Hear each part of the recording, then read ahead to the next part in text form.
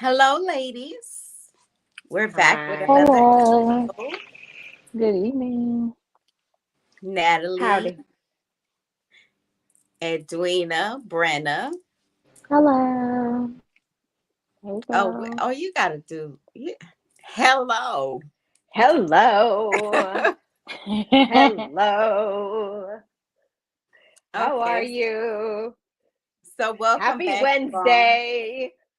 I know. Happy Wednesday, Money Wednesday.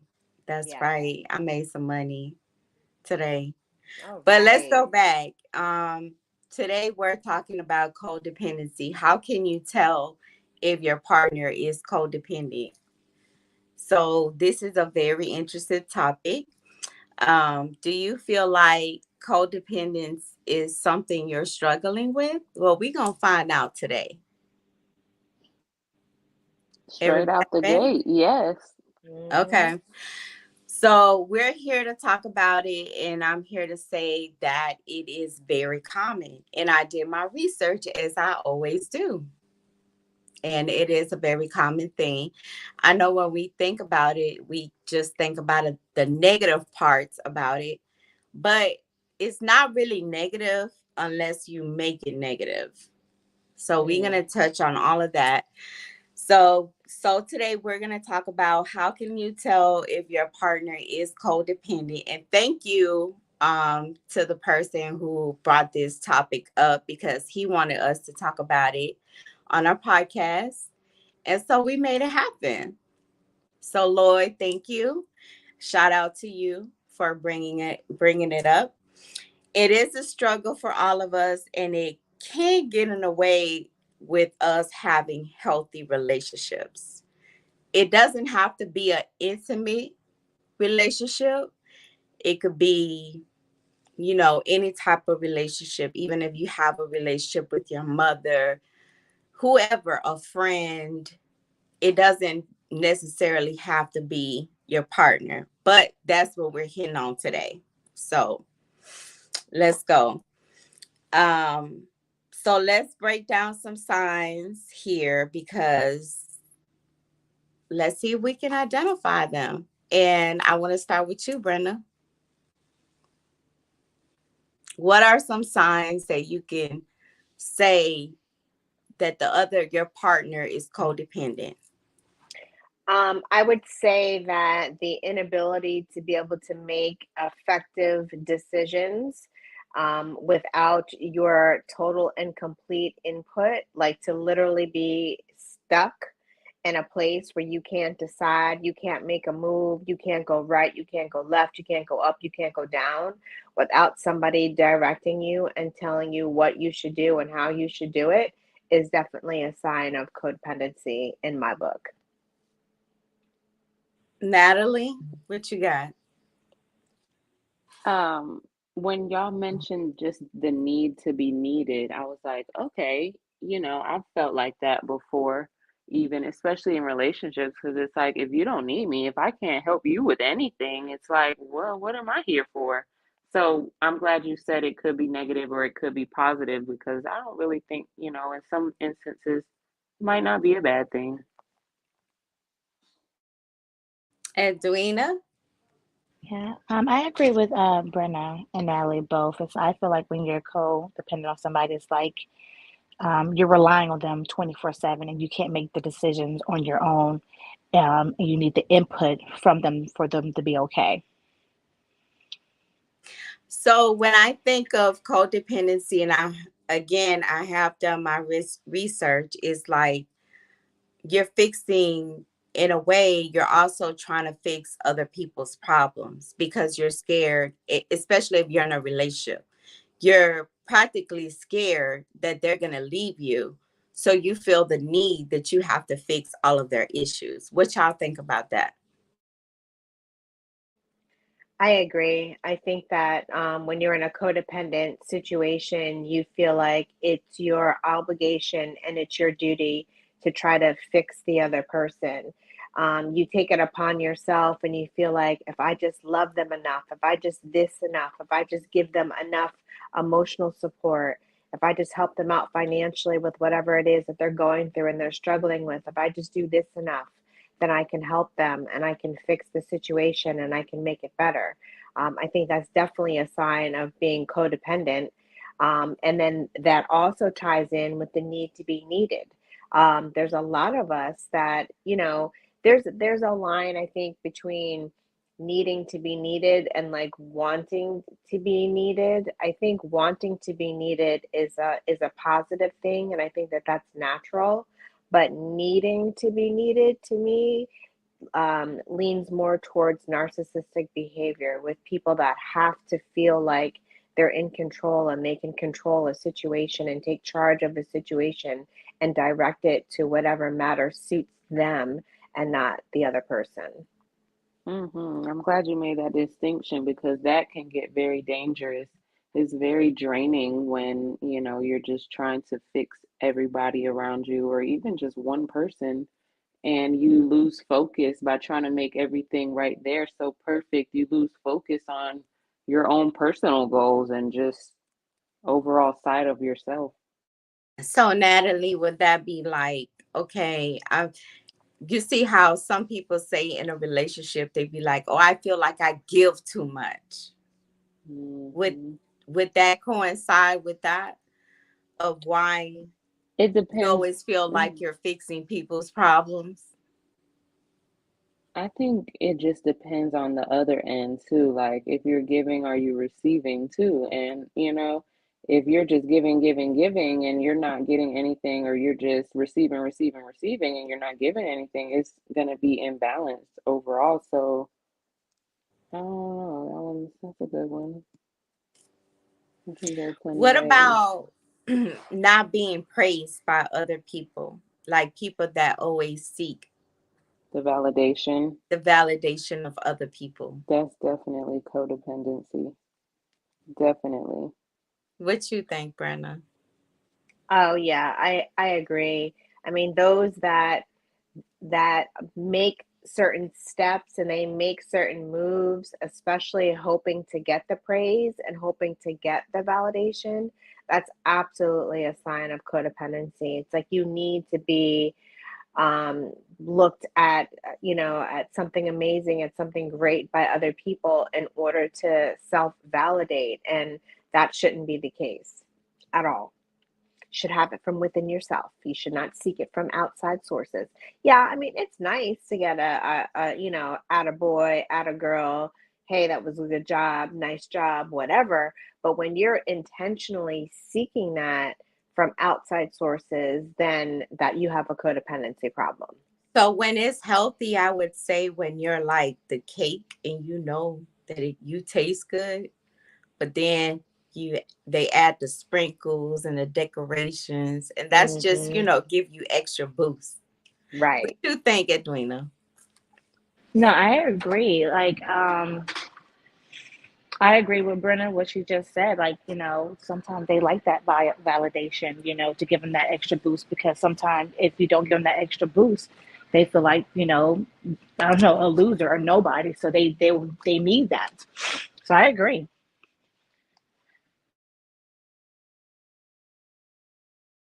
Okay, and like somebody said, I don't remember who said it, but you may feel the need to be in control all the time. So that's another part of codependency.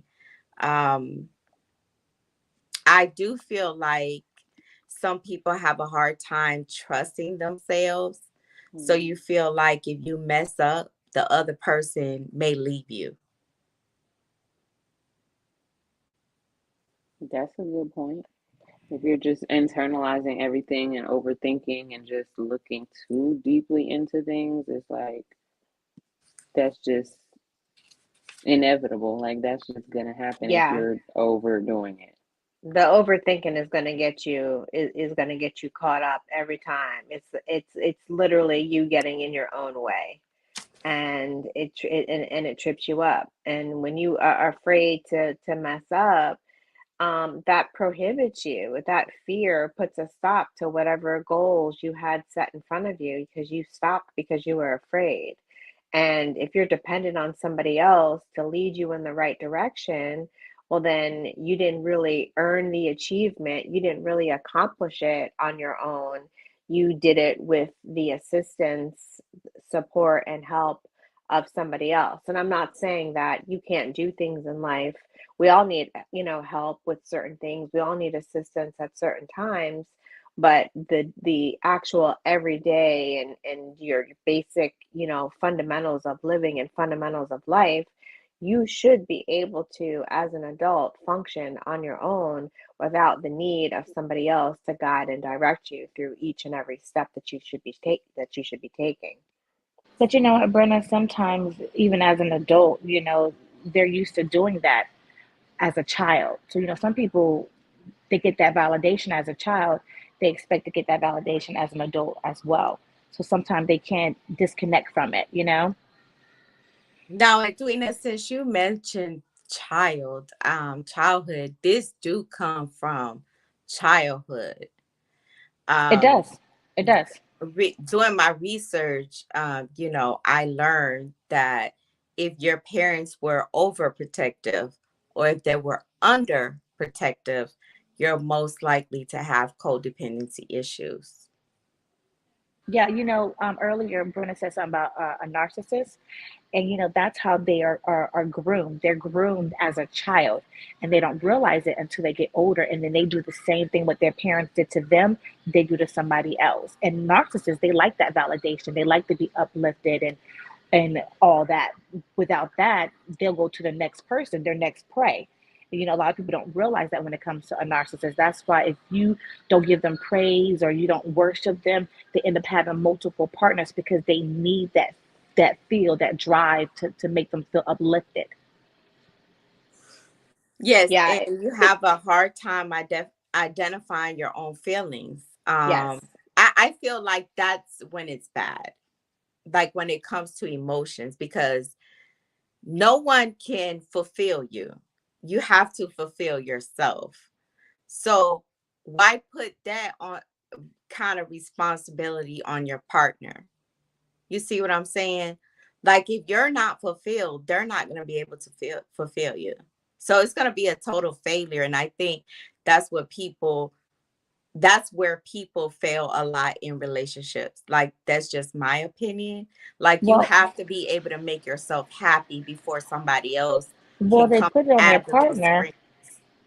No, I was gonna say, Dominic, they put it on their partner because they're used to their parents doing that. Like their Yes, parents was the one that yes. uplift them, so that's why they put it on their partner. And the partner doesn't know what to expect. They're going to the relationship thinking that this person is mental, not mental, but right in the head, not mental, but they have issues on the back end.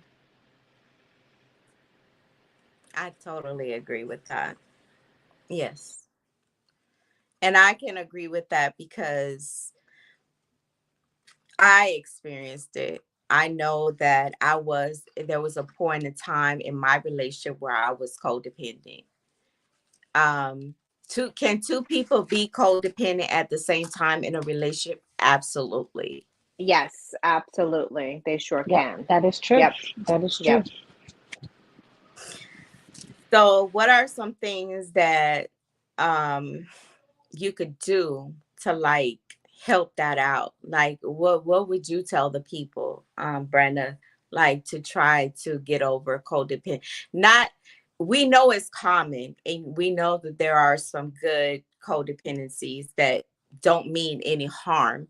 But when it comes to emotional, it can cause a chaos in your relationship. What things do you think people can do to stop the codependency? Um, some of the things that I think that are important and are essential, I mean, they really come down to self-care and caring for yourself and learning how to put yourself first and then being in touch with your emotions, mindful meditation, taking an exercise class or going for, a walk in the park, walking the mountain, going to the mountain, walking to the mountain, doing mindful meditation or listening to music, like while you're doing that. Those are things that are going to strengthen you from an emotional perspective and from an emotional side and give you the strength to be able to make a choice and make a decision when it comes down to certain things that are going on in your life without you having to run to the other person and ask them, oh my gosh, what should I do? This just happened, and what do I do? And how do I do this? And how do I need to do it? If you're emotionally strong and you're building up your emotional bank, then that is going to alleviate a lot of you having to go to the other person to get that fulfillment from them instead of being able to access it from within yourself. Now, let me tell you, when you are able to access that strength from yourself emotionally, and you're able to start making steps and making decisions and putting things in motion and being motivated and setting goals and things like that, and then you're accomplishing them and you're seeing yourself accomplishing them, there's nothing that's more rewarding than that. And that's much more fulfilling of you accomplishing it and doing it yourself than having somebody else come in to the rescue and assist you with whatever it is that you were trying to do, in my opinion. Ain't that the truth? Because sometimes that can be a turnoff, especially to somebody who's ambitious, to somebody who's a leader, a self-starter, and you're just, just kind of leaning on them for everything as you would your parents. It's like, okay, everybody is an adult here. So at some point in time, I think that for me, that would be a turn off if my partner was like that. When it comes to women, I feel like it would be a little more natural in some instances for us to be like that just because we are worrisome, and all of that. So it's like it can go so many ways, but I feel like what Brenna said was very, on point. It's like you just have to find things to do. You just have to find other things outside of the relationship for you to go and do when you're not, with them or when you're not busy working. You have to find things that are your own personal goals and things that you have outside of the relationship. Yeah, you have to love yourself first, and do stuff for yourself first. Take yourself out on dates. If you want somebody to say something positive about you, write a positive affirmation about yourself and then quote it. That's how I view it. Just don't wait for your partner. Do it for yourself first. Show that self love, like Brenna said, and, have that moments where, you go to the gym or take yourself out to eat or, do your bubble bath. Absolutely. And I think creating healthy boundaries is another part. And that just summarized what everyone said. You know, like you have to have boundaries.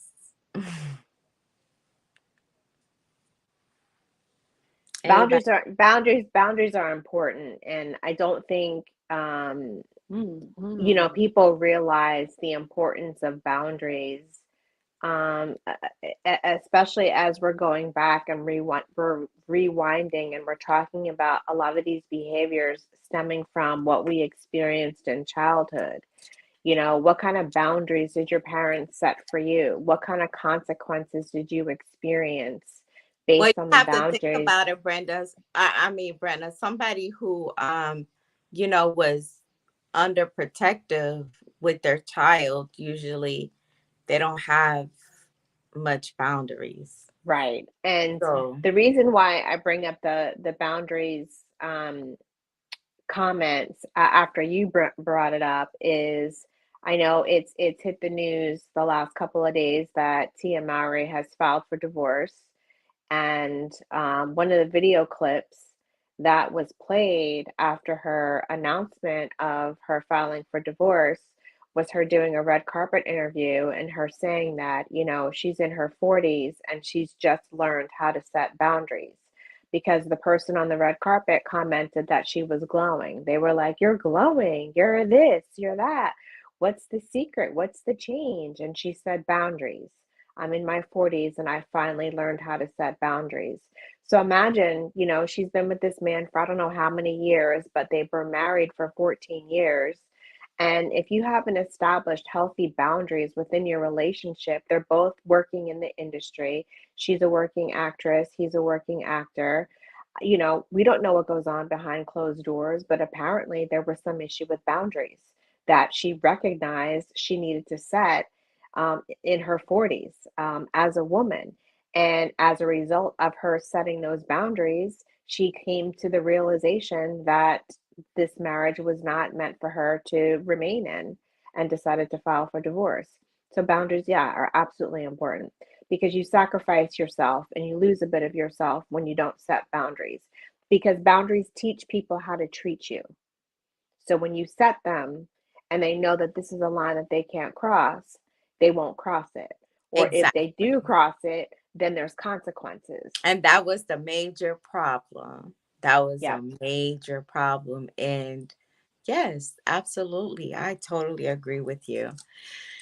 What I would say also is do some extended soul searching. And I did want to mention this because you want to think about yourself as well. What are your dreams? What are you focused on?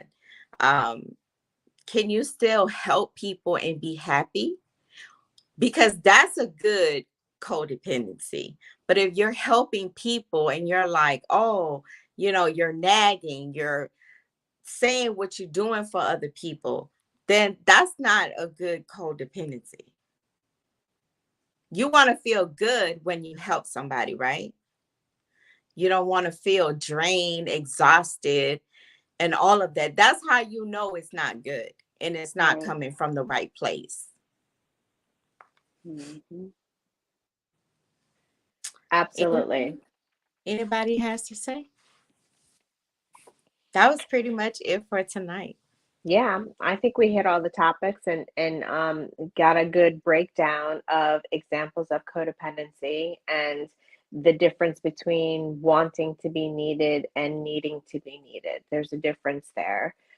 Understanding some of the behaviors, understanding some of the signs, and then also having an understanding of what you can do to start to break away from that and to get away from that.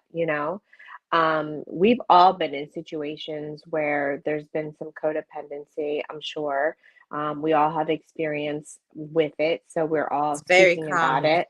it. That's why it's real chill conversation. So we're, speaking on, certain things that we've experienced and that you guys have experienced and expressed an interest in talking about. So let's keep it going. Let's keep the conversations going, is what I Absolutely. say. Yeah. Yes. Natalie and Edwina. I think this was a good one. It wasn't really, too much we could say on this topic because it was straight cut and straight to the point. But yeah, just focus on which ones are negative, which ones are positive, and how you want to be perceived by someone that you're trying to teach how to treat you. Yep. Yeah, I agree with Natalie. This conversation was straight to the point. It was a really good conversation that we really needed to have because I think we all, at one point of our life, have been in a relationship with somebody that was codependent, or we were the ones that were codependent, and we had to learn the hard way as well by doing soul searching and self love and self worth on our own self. So I can honestly say, great conversation, ladies. Thank you. Yeah. Absolutely. All right, y'all. And next week we will have Edwina in the building.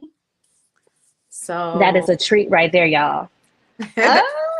stay stay tuned with your girl Edwina, and we'll see y'all next week. We love y'all. Thank you so much Okay. for watching. Have a All good night. right. Bye. Bye, Bye. y'all. Bye. Bye bye.